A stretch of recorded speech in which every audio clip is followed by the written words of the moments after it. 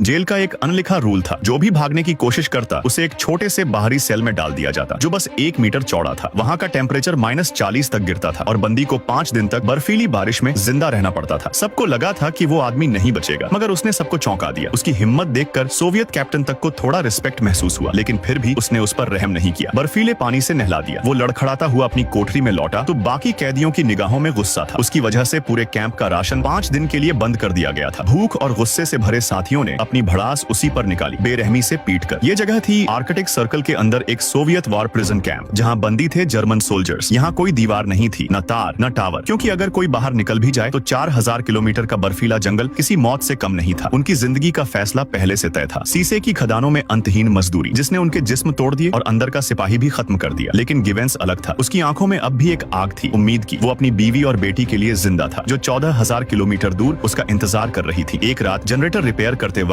उसे पास में conveyor belt दिखी और बस उसे आइडिया आया। यही मौका था। वो बेल्ट पर चढ़ गया, सही टाइम पर फिसलकर एक खनन गाड़ी में कूद गया। आगे क्या होगा उसने नहीं सोचा, बस निकलना था। लेकिन 1 मिनट में ही गाड़ी लकड़ी के बीम से टकरा गई और भागना शुरू होने से पहले ही खत्म। सजा दोबारा मिली, 5 दिन की, वही बर्फ वही दर्द। मगर गिवेंस ने हार नहीं मानी। उसके अंदर अब भी जिंदगी की एक चिंगारी थी। फिर उसकी मुलाकात हुई कैंप के डॉक्टर से, जिसने उसकी किस्मत बदल दी। डॉक्टर खुद कभी जर्मन कैदी था। उसने बताया कि ये पूरी खदान शीशे के जहर से भरी है और अगर वे भागे नहीं तो धीरे धीरे सब मर जाएंगे। डॉक्टर के पास पहले से भागने की प्लानिंग थी, मगर कैंसर ने उसे इतना कमजोर बना दिया था कि अब कुछ कर नहीं सकता था। गिवेंस की आंखों में जिद और उम्मीद देखकर उसने अपनी आजादी का प्लान उसी को सौंप दिया। एक नक्शा, छुपे हुए खाने का रास्ता और अपना ऊनी स्वेटर तक दे दिया। बस एक शर्त रखी, अगर गिवेंस बच निकले तो डॉक्टर के परिवार तक जरूर पहुंचना। और फिर बर्फीले तूफान के बीच गिवेंस ने अपनी 14,000 किलोमीटर की यात्रा शुरू की। अगले दिन जब कैप्टन को उसकी फरारी का पता चला तो वो अस्पताल में घुसा, लेकिन डॉक्टर मर चुका था। पूछताछ हुई मगर किसी ने गिवेंस का नाम नहीं लिया। 5 दिन बाद सर्च टीम लौटी। 30 किलोमीटर तक खोजा मगर कुछ नहीं मिला। सबने मान लिया कि गिवेंस ठंड में मर गया, मगर कैप्टन को यकीन था वो अब भी जिंदा है। उधर गिवेंस आखिरी बचा हुआ खाना खत्म कर चुका था। बर्फ से ढकी वीरान धरती पर वो घुटनों के बल गिर गया, थका टूटा, लगभग बेहोश। भूख और ठंड ने उसका जिस्म पकड़ लिया और वो बर्फीले तूफान में गिर पड़ा। लेकिन उस पल भी उसके दिल में बस एक ही ख्याल था, अपना घर।